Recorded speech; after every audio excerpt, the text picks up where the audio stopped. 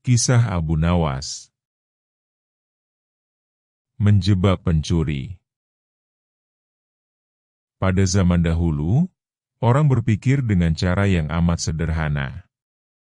Dan karena kesederhanaan berpikir ini, seorang pencuri yang telah menggondol 100 keping lebih uang emas milik seorang saudagar kaya, tidak sudi menyerah.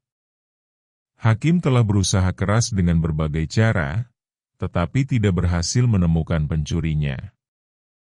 Karena merasa putus asa, pemilik harta itu mengumumkan kepada siapa saja yang telah mencuri harta miliknya, merelakan separuh dari jumlah uang emas itu menjadi milik sang pencuri bila sang pencuri bersedia mengembalikan. Tetapi pencuri itu malah tidak berani menampakkan bayangannya. Kini kasus itu semakin ruwet tanpa penyelesaian yang jelas. Maksud baik saudagar kaya itu tidak mendapat tanggapan yang sepantasnya dari sang pencuri.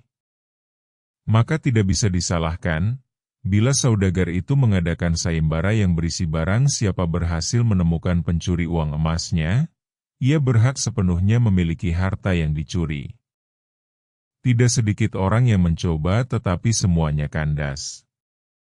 Sehingga pencuri itu bertambah merasa aman tentram karena ia yakin jati dirinya tak akan terjangkau. Yang lebih menjengkelkan adalah ia juga berpura-pura mengikuti sayembara.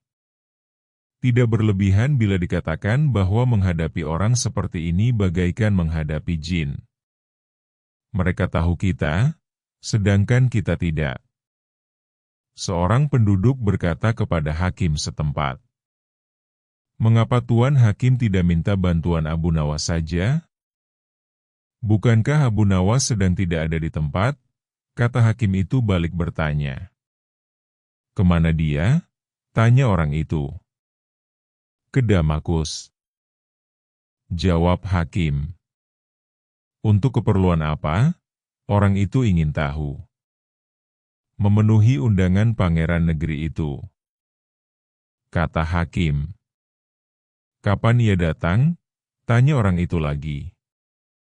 "Mungkin 2 hari lagi," jawab hakim. Kini harapan tertumpu sepenuhnya di atas pundak Abu Nawas. Pencuri yang selama ini merasa aman, sekarang menjadi resah dan tertekan.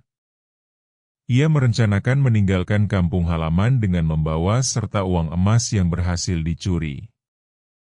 Tetapi ia membatalkan niat, karena dengan menyingkir keluar daerah, berarti sama halnya dengan membuka topeng dirinya sendiri. Ia lalu bertekad tetap tinggal, apapun yang akan terjadi.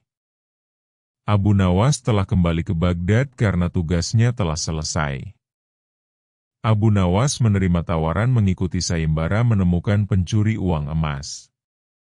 Hati pencuri uang emas itu tambah berdebar tak karuan mendengar Abu Nawas menyiapkan siasat. Keesokan harinya, semua penduduk dusun diharuskan berkumpul di depan gedung pengadilan.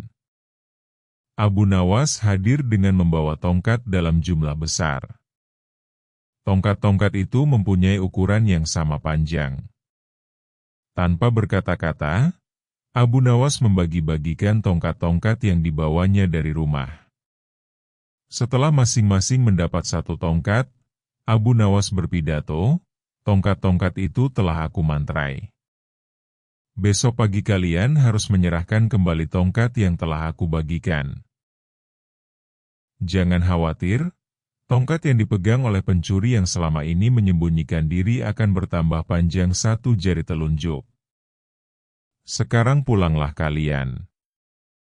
Orang-orang yang merasa tidak mencuri tentu tidak mempunyai pikiran apa-apa. Tetapi sebaliknya, si pencuri uang emas itu merasa ketakutan. Ia tidak bisa memejamkan mata walaupun malam semakin larut. Ia terus berpikir keras. Kemudian ia memutuskan memotong tongkatnya sepanjang 1 jari telunjuk, dengan begitu tongkatnya akan tetap kelihatan seperti ukuran semula. Pagi hari, orang mulai berkumpul di depan gedung pengadilan. Pencuri itu merasa tenang karena ia yakin tongkatnya tidak akan bisa diketahui karena ia telah memotongnya sepanjang 1 jari telunjuk. Bukankah tongkat si pencuri akan bertambah panjang 1 jari telunjuk? Ia memuji kecerdikan diri sendiri karena ia ternyata akan bisa mengelabui Abu Nawas. Antrian panjang mulai terbentuk. Abu Nawas memeriksa tongkat-tongkat yang dibagikan kemarin. Pada giliran si pencuri tiba, Abu Nawas segera mengetahui, karena tongkat yang dibawanya bertambah pendek 1 jari telunjuk. Abu Nawas tahu pencuri itu pasti melakukan pemotongan pada tongkatnya karena ia takut tongkatnya bertambah panjang. Pencuri itu diadili dan dihukum sesuai dengan kesalahannya. 100 keping lebih uang emas kini berpindah ke tangan Abu Nawas. Tetapi Abu Nawas tetap bijaksana, sebagian dari hadiah itu diserahkan kembali kepada keluarga si pencuri. Sebagian lagi untuk orang-orang miskin dan sisanya untuk keluarga Abu Nawas sendiri.